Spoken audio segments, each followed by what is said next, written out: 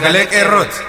Sagaleen qeerroo torbaanitti guyyaa 3 diddaa uummata Oromoo fi saboota cunqurfamoo impaayera biyyattii mara akkasumas shira mootummaa abbaa irree wayyaanee kan gabaasu. Kun sagalee qeerrooti.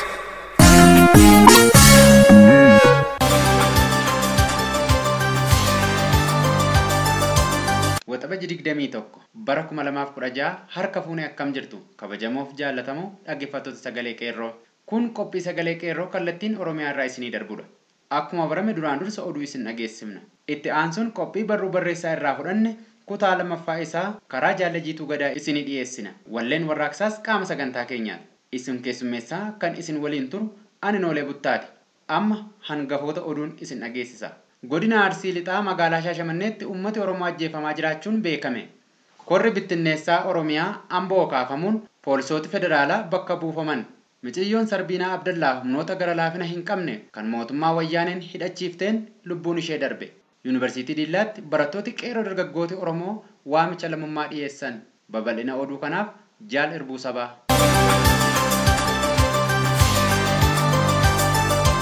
Godina Arsii Lixaa magaalaa Shaashamanneetti jiraattonnii fi dhalattoonni Oromoo bakkichaa ajjeefamaa jiraachuun beekame. Mootummaan wayyaanee qaama hidhatee fi humnoota ukkaamsitootaatti dhimma ba'uun namoota nagaa irratti ajjeechaa garaa laafina hin qabne kan raawwataa jiru yoo ta'u, ajjeechaa kanas waan saboonni biroon ilmaan Oromoo irratti raawwatan fakkeessuuf kanaanis qabsoo Oromoon taasisaa jiru gara wal dhabdee sabootaatti naannessee ija qeerroo Oromiyaa jalaa maqe haala ittiin uummata biyyattii saamaa umurii dheereffatu kan itti yaade ta'uu odeessi qeerroo magaalaa Shaashamannee addeessee jira. Oduu biraan fincila kaasuu maltu jechuun korri bittinneessa Oromiyaa magaalaa Ambootti kaafamuun humni federaalaa qubsiifame. Kunis barattoota qophaa'ina kutaa 12ffaa Amboo wiixata dhufu waxabajji 27 bara 2016 qormaata biyyaalessaa kan fudhatan yeroo ta'u, hanga gaafa qorumsaatti illee akka achiin hin baanee fi naannoo mana barumsichaatti akka hin qayyabanne dhorkamuu isaanii qeerroon Amboo gabaasee jira. Fincilli xumura gabrummaa Oromiyaa guutuutti finiinaa jira. Godina Harargee Bahaa Qobbootti, Arsii Lixaa, Godina Shaggar Kibba Lixa Walisoo, Amboo fi Salaalee akkasumas Wallagga Leeqaa fi Horroo Guduruu keessatti itti fufee akka jiru gabaastonni gabaasaniiru. Fincillii fi falmaan mirga abbaa biyyummaa ofii Oromiyaa bilisoomsuu, walaboomsii fi birmadoomsuun adeemsifamus godee Oromiyaa kamittuu ajjeechaan garaa jabeenya shamarran, qeerroo, daa'imman, hawwan, manguddoota utuu hin jedhamin nurratti adeemsifamu kan duubatti nun deebifne ta'uu ejjennoo fi murannoo qeerroo bilisummaa irraa kan hubatamu ta'uun beekameera. Oduu gaddaatiin shamarreen Sarbiinaa Abdallaa Harargee Bahaa magaalaa Calanqootti humni waraanaa wayyaanee ajjeesuun karaa irratti darbe. Sirni garboonfataa garaa laafina hin qabne uummata Oromoo bara kana 400 ol sochii qeerroo fi uummati biyyattii irratti isa finciluun gonkumaa mootummaa alagaa akka ofirratti hin barbaanne ibsachuuf yeroo yaalan mootummaan wayyaanee murna bicuu fi xinnoo Tigraayin durfamtu hawaasa keenya hanganaa ol ta'an ajjeesuun kan bakki isaan bu'an wallaalamu kumaatama mana hidhaatti dararaa kan jiru yoo ta'u, shamarree kanas gara jabeenyaan ajjeesee jira. Furmaati ajjeechaa alagaan nurratti raawwataa jirus fincila xumura gabrummaa jabeessuun abbaa irree mootummaa alagaa biyya ofii keessaa baasuu akka ta'e odeessi sagalee qeerroo afran qalloo irraa addeessee jira. Dhumarratti qeerroon bilisummaa Oromiyaa Yuunivarsiitii Diillaa waamicha lammummaa taasisuu beeksise. Waamichi kun uummanni impaayera biyyattii mara falma sirna wayyaanee irratti akka adeemsisuu qaban akeekuun Yuunivarsiitiin Diillaas barattoota Oromoo moorichaa ukkaanfamuun mootummaa federaalaa fi naannoo kibbaa deddeebisuun himata jiru callisuun yakka borseenaan nama gaafachiisu ta'uu hubachiisuun barattoonni kun hatattamaan akka hiikamuu qabaniif waamicha taasisuun odeessi sagalee qeerroo bakkichaa gabaase. Adda bilisummaa Oromoo yaadessaa kenna waaqni Oromoof kenne badhaas hidhannoo jabeeffadhu mudhii keessaadhaan hidhadhu garaan keessoo duudarraa qawween keessoo harkarraa battalaa nuqaasi woboo finfinnee tolaa garraa battalaa nuqaasi woboo finfinnee tolaa garraa. Yeroo darbee qophii addaa mata dureen isaa dhiigaan Oromoo, Oromummaa, sabboonummaa, wareegama, walabummaa Oromoo jedhu kutaa tokkoffaa isaa kan barruu barreessaa irraa fudhannee isiniif dhiyeessuun keenya ni yaadatama. Har'a immoo kutaa lammaffaa qabadhee isiniif dhiyaadheen jira. Na waliin tura. Adda bilisummaa Oromoo yaadessaa kenna waaqni Oromoof kenne badhaas hidhannoo jabeeffadhu mudhii keessaadhaan hidhadhu garaan keessoo duudarraa qawween keessoo harkarraa battalaa nuqaasi woboo finfinnee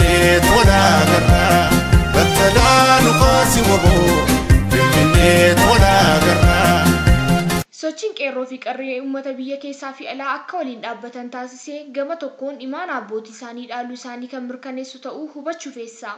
Imaana keessan nu bira ga'eera jechuu isaaniiti. Humni tokkummaa Oromoo addunyaatti agarsiisuun wayyaanee humnoota alaa fi jala deemtota akkasumas qabsoon osoo alaa hin galle wal unkuranii fi kaka'umsa isaanii dagatanii arraba dheereffataniif akeekkachiisa dhaabbii isaanii akka ilaalan kan taasisudha. Yeroo kanatti sochiin faallaa kana taasifamu hundumtuu bu'aa ummatichaaf yaadamee geggeeffamu miti. Qeerroo yookaan ummati biyya keessaa aarsaa lubbuu bakka bu'aa hin qabne kaffalamaa osoo jiru adeemsi ragasaa bifa kamiyyuu hololaan yookaan nutuu beekaadhaan yookaan dubbiin qofaaf galtee jirti jedhanii kanneen lafa dhiphisaniif afaan Oromoon sirbaa dhiichisa habashaan dafquun waggaa 40f bu'aa tokkollee akka hin argamsiifne qalbifadhaa jechuun alaa waan itti himamu hin jiru. Haa ta'utii namoonni akkasii maaliif hojii boonsaarraa dheessanii hojii mandaraa keessatti of laaqu jennee gaaffii yoo kaafne barruu kiyya kutaa tokkoffaa eegale keessaa deebii quubsaa argattu. Har'as qabxiilee afan tarreesseen dubbii xumuraa lafa kaa'uun barbaada. Kutaa tokkoffaa keessatti dhiigaan Oromoo, Oromummaa, sabboonummaa, wareegama haga tokko ilaalleerra. Qabxiilee nuu hafanitti deebinee egaa barruu kanatti deebina. 4. Walabummaa. Walabummaan wareegamaan argamti. Qabsoon uummata tokko keessatti sadarkaa wareegama barbaachisu kaffaluu irra ga'uuf bu'aa bahii hedduu qabdi. Wareegama kaffaluu irra ga'uun murteeffachuu jechuudha. Wareegama barbaachisu waan barbaachisuuf oolchinaan walabummaan biyyaa fi bilisummaan uummataa waan hin oolle. Qabsoon uummata kanaa hundeessuurraa haga har'aatti cichanii waliin kan jiranii fi qeerroon har'aa seenaa goototaa dhiiga isaan mirkaneessan mirga uummata isaanii fi mirga uumamaan uummati isaanii qabutti iggitii gochuuf haga wareegamaatti waan murteeffataniif qofaadha. Wareegamaaf dhaabbachuu jechuun uummata ofiif lubbuu, qabeenya, yeroo fi kan kana fakkaatan ofirra caalchisanii warruma isaan abaarullee dabalatee dabarsanii kennu jechuudha malee dantaa borii herregatanii akka hin socho'in mirkaneessa. Walabummaa hegeree isaanii bira ga'uuf wareegama baasu. Gammachuu walabummaa keessaaf hundee wareegamaaf of qopheessuudha. Nuti har'a walabummaa biyyaa fi bilisummaa uummata keenyaa keessa hin jirru. Wareegamatti amannaan garuu walabummaa harka keenya keessa jirti. Waan walabummaa keessaa saammachuuf jecha yookaan soorummaa wayyaanee ilaalanii gamanumaa of qopheessuuf na argaa jechuun wareegamatti amanu jechuu miti. Wareegamni hololaa hin jiru. Wareegamni hangafoota qabsoo abaaruun baafamuu hin jiru. Wareegamni arrabaa hin jiru. Walabummaa wareegama dhugaan qofaa argama. Walabummaa wareegama irratti qundoofti.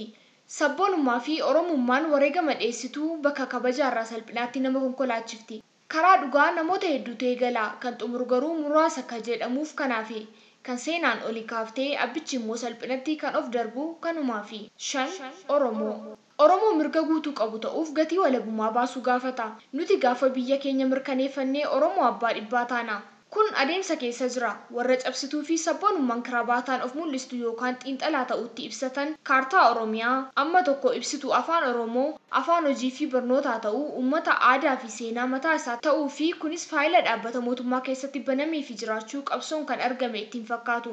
Ijoolleen daa'imman ilmaan isaanii ta'an dhiigaan wareegama kafalanii baatilee muraasa keessatti dhimma uummata isaanii ajandaa addunyaa taasisan kana holola feesbuukii irratti wal hammacaniin madaaluu barbaadu.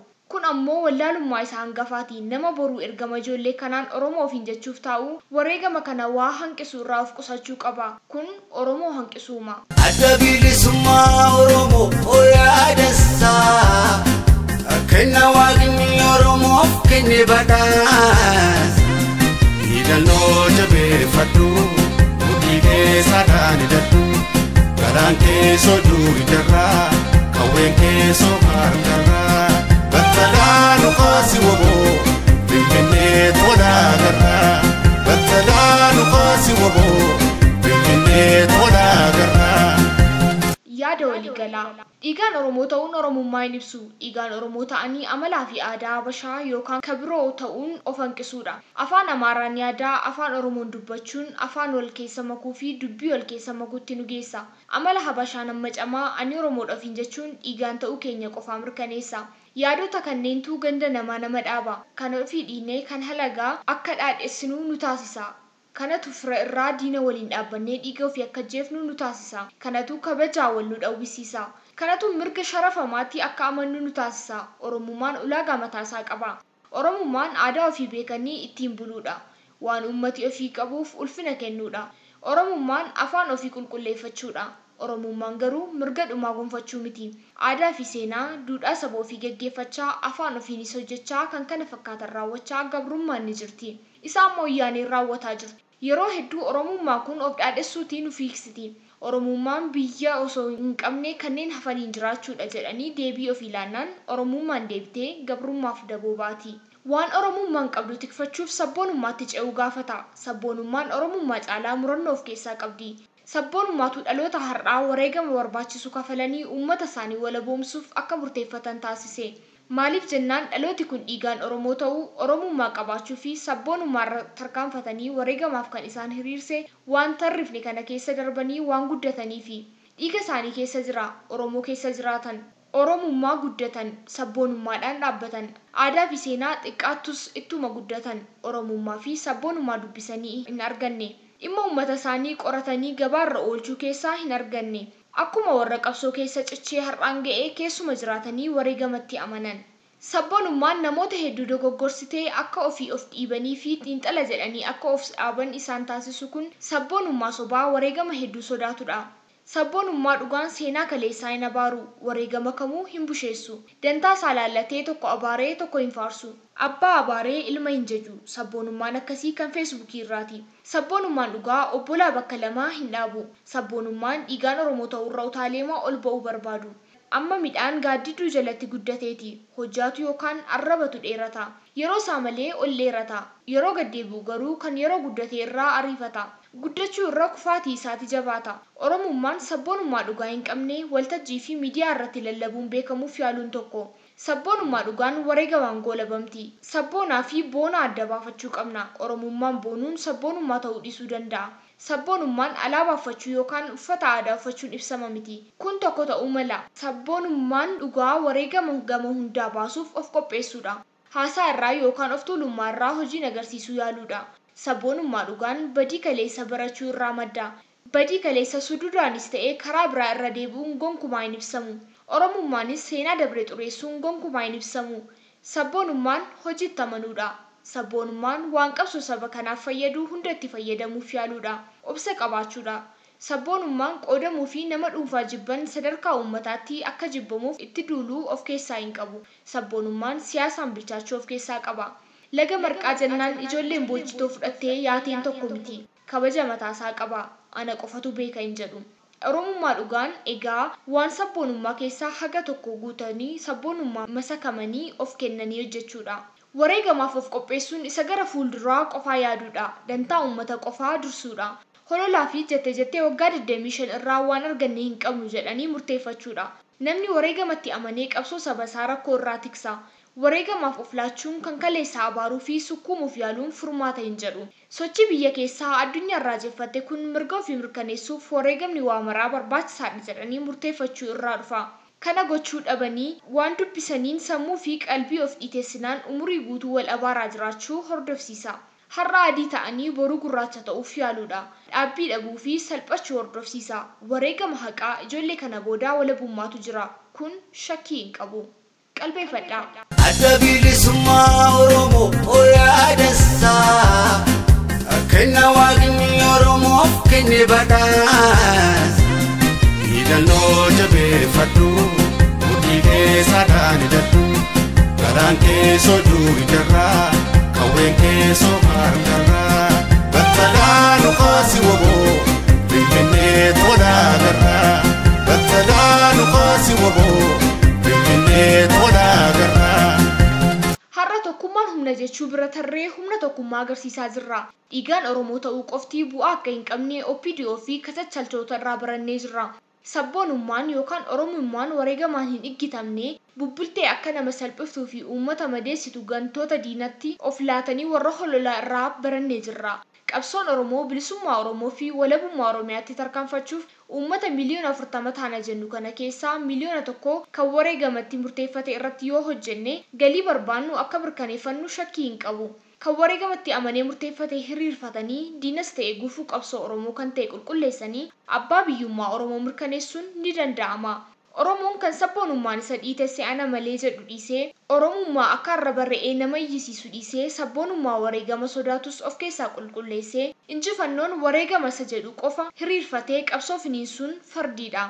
Eertiraan kan bilisoomtee warra wareegamatti amanan hiriirsisteeti. Afrikaan kibbaa walabummaa har'aaf kan ga'an murtii dhumaa dargaggoonni wareegamanii biyya isaaniif dabarsuutti amananii. Filisxeemonni qarqara walabummaarra dhaabbatanii kan jiran warra wareegamaaf of qopheessaniini. Biyyoonni hundi walabummaan isaanii wareegama irratti ijaarame. Seenaan addunyaa kana dhugeessa. Kanneen sagal galagalanii biyyi walaboomte gonkumaa hin jirtu har'a warra wareegamatti amanan qofaa dhaggeeffannee waliin hiriiruu nu barbaachisa. Kana jechuun qabsaa'ota qabsootti of laatan maraa fi qeerroo seenaa haaraa galmeessisu waliin hiriiruu jechuudha.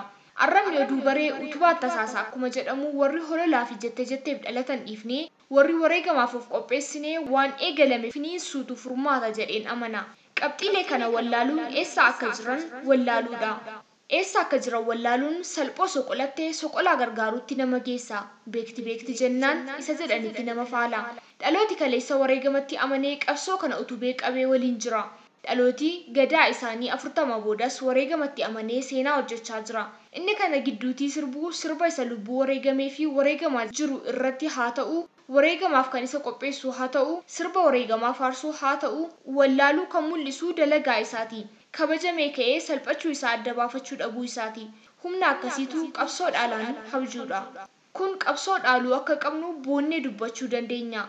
Qeerroo fi qarree horaa bulaa.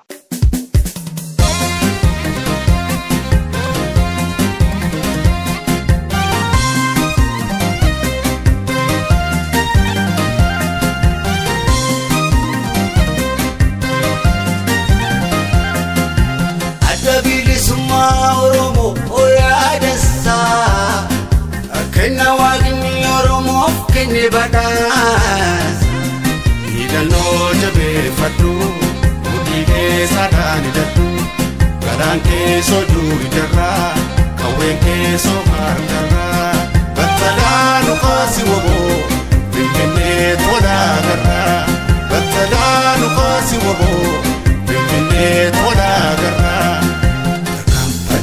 Dukan gasa falmatu sabatu kurfami fiada jadi dukin rafu terkan fatan dukan gasa falmatu sabatu kurfami fiada jadi dukin rafu sabasam kadukur satu kapso kitan male ben bisa berkorikan fajitu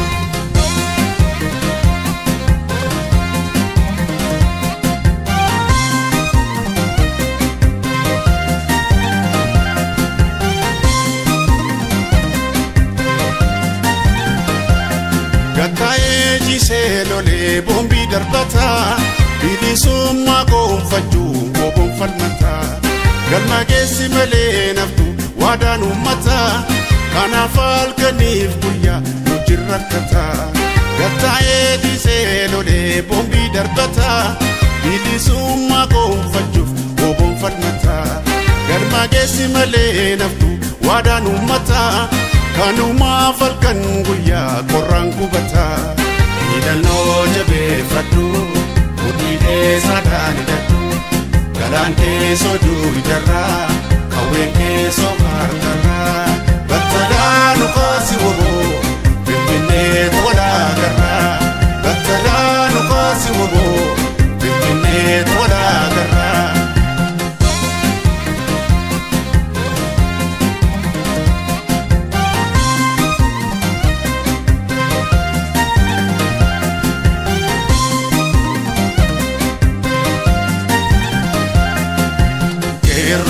Suma yookaan kadii injifannoo daannoo galii qeerroo bilisummaa feetuu qalii injifannoo daannoo galii qeerroo bilisummaa mimmiidhiqii lolii qeerroo bilisummaa uummata daannoon ka'e qeerroo bilisummaa maqaa maqee dha'uu qeerroo bilisummaa sodaata diinni ka'e qeerroo bilisummaa laga keessa deemaa qeerroo bilisummaa akkalmaan qeerransa qeerroo bilisummaa diinni muddamteetti qeerroo bilisummaa dhukaasi rasaasa qeerroo bilisummaan feetu qabii feetu qalii injifannoodhaan nu galii hidhannoo jabeeffadhu mudhiilee saadhaan hidhadhu galaan keessoo duujarraa qawween keessoo harkarraa battalaa nu kaasi woboo finfinnee toodhaa garraa battalaa nu kaasi woboo finfinnee toodhaa garraa.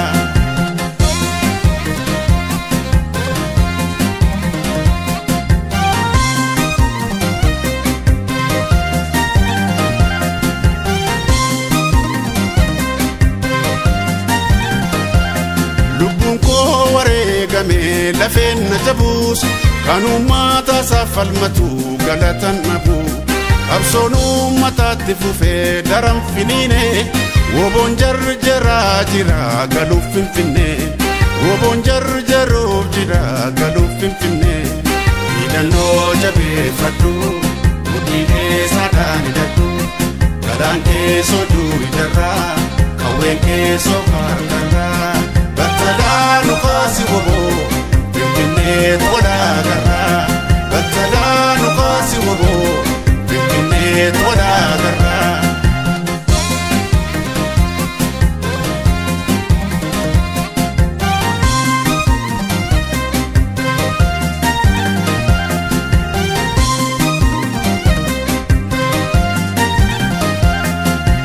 Qeerroo bilisummaa yookaan qabii yookaan qalii injifannoodhaan nu galii qeerroo bilisummaa yookaan qabii yookaan qalii injifannoodhaan nu galii qeerroo bilisummaa ummati kee martii qeerroo bilisummaa si cina dhaabbata qeerroo bilisummaa kan namaatti hin buune qeerroo bilisummaa mirga isaa falmata qeerroo bilisummaa nama dhugaaf deemu qeerroo bilisummaa rabbitu gargaara qeerroo bilisummaa injifannoon galtaa qeerroo bilisummaa dhuma isaa galgala qeerroo bilisummaan feetu qabii feetu qalii injifannoodhaan nu galii hidhannoo jabeeffadhu mudhiilee saadhaan hidhadhu galaan keessoo duujarraa qawween keessoo harkarraa battalaa nu kaasi woboo